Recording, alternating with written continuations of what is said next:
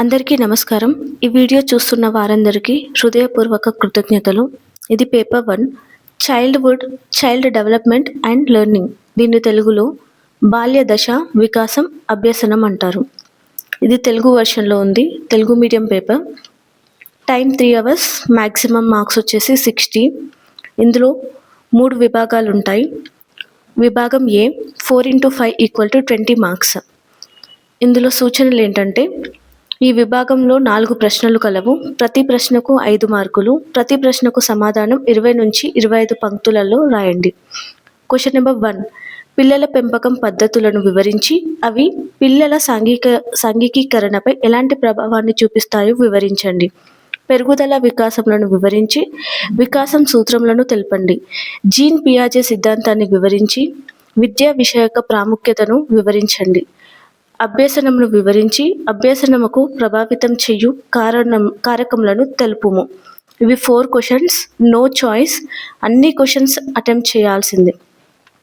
ఈ question paper వచ్చేసి 41T అంటే ఈ నెంబర్ అన్నమాట. ఈ క్వశ్చన్ పేపర్ నెంబర్.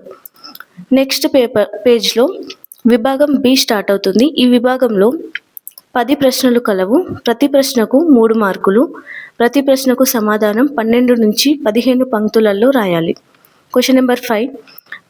అభ్యసన వైకల్య రకాలను తెలిపి డిస్లెక్సియా గురించి రాయండి. 6. సహకార సహచర్య అభ్యసనల మధ్య గల పోలికలు భేదాలు రాయండి. Question number 7. సమ్మిళిత విద్యలో సహా విద్యార్థి శిక్షణ ఆటంకాలు లేని వాతావరణంల గురించి వివరించండి. Question number 8. బహుళ ప్రజ్ఞా సిద్ధాంతంలోని ప్రజ్ఞా రకములను తెలపండి. Question number 9. సృజనాత్మకత అనగా ఏమిటో తెలిపి నీవు విద్యార్థులలో సృజనాత్మకతను పెంపొందించుటకు చేపట్టే చర్యలను తెలుపుము. Question number 10. సాంఘిక వికాసంలో ఏకాంత సమాంతర సహకార క్రీడల గురించి వివరింపుము. Question number 11. ఉపాధ్యాయులుగా లింగ వివక్షతను అధిగమించడానికి నిర్వహించే కార్యక్రమాలను వివరించుము. Question number 12. పిల్లల దుర్వినియోగం అంటే ఏమిటో తెలిపి కొన్ని దుర్వినియోగ రీతులను తెలుపుము. Question number 13. వ్యక్తి అధ్యయన పద్ధతి గురించి వివరింపుము. Question number 14. పెరుగుదల వికాసంల మధ్య గల వ్యత్యాసములను తెలపండి. ఇక్కడితో విభాగం 2 అయిపోయింది పేజ్ 2లో. నెక్స్ట్ ఇప్పుడు విభాగం సి స్టార్ట్ అవుతుంది. ఇవి 1 మార్క్ క్వశ్చన్స్ అనమాట. 10 ఉంటాయి. 10 × 1 = 10 మార్క్స్. 1 mark question. ప్రతి ప్రశ్నకు సమాధానం 1 నుండి 3 వాక్యాలలో రాయండి. Question number 15. అసంరచిత పరిపృష్ట.